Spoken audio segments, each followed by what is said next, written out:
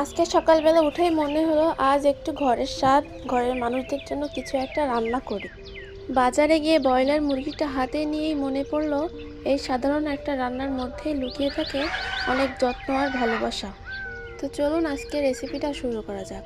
এখানে আমি কিছু মুরগির মাংস নিয়েছি আর এখানে রান্নার সব পেঁয়াজ রসুন কাটা শেষ, আদাও কেটে নিয়েছি। তো এখন পালা রান্নার। তো এখানে আমি পাটা পোতা সুন্দর মতো ধুয়ে নিয়েছি। এখন আমি লাল মরিচগুলো বাটবো, শুকনা মরিচ সুন্দর করে বেটে নিব যাতে মশলার সাথে এগুলো মিশে যায়। তো অল্প কিছু পানি নিয়ে নিব। এবার এগুলো বাটা শেষ। এরপর আমি পেঁয়াজ রসুন এগুলো বেটে নিব, তারপরে আদা বাটবো। আমার বাটা শেষ। এখানে আমি পেঁয়াজ রসুন আর শুকনো মরিচ বেটে নিয়েছি। এবার এগুলো তেলে সুন্দর করে ভাজবো। তারপরে তেজপাতা আর লবঙ্গ দিয়ে দেব আর কিছু কাঠ দিয়ে দিলাম। এখন আমি সুন্দর করে এগুলো ভাজা ভাজা করে নিব মশলাগুলো।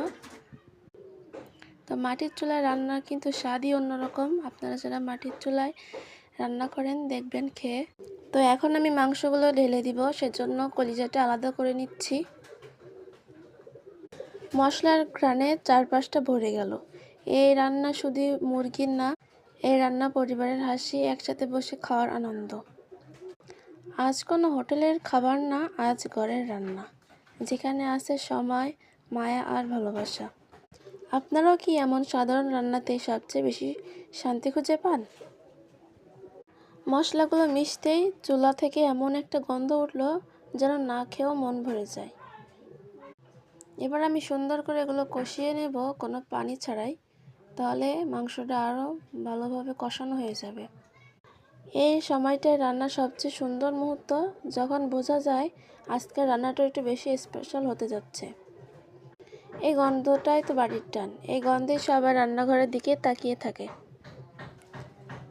তো আমি সাতক্ষীরা জেলা কলারনা থানা থেকে বলছি। আপনারা কে কোথা থেকে আমার ভিডিওটা দেখছেন অবশ্যই কমেন্ট করে জানাবেন। এখন আমি কলিজাটা দিয়ে দিলাম। কলিজা সিদ্ধ হতে বেশিক্ষণ লাগে না, সেজন্য এটা পরেই দিয়ে দিলাম। এবার আবার সুন্দর করে কষিয়ে নেব যাতে মাংসের ভিতরে সুন্দর করে ঢুকে যায়।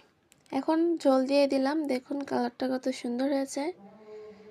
তো আজকের ভিডিওটা এই পর্যন্তই সমাপ্ত। যদি আমার ভিডিওটা ভালো লাগে অবশ্যই আমার চ্যানেলটা সাবস্ক্রাইব করে পাশে থাকবেন। ধন্যবাদ সবাইকে।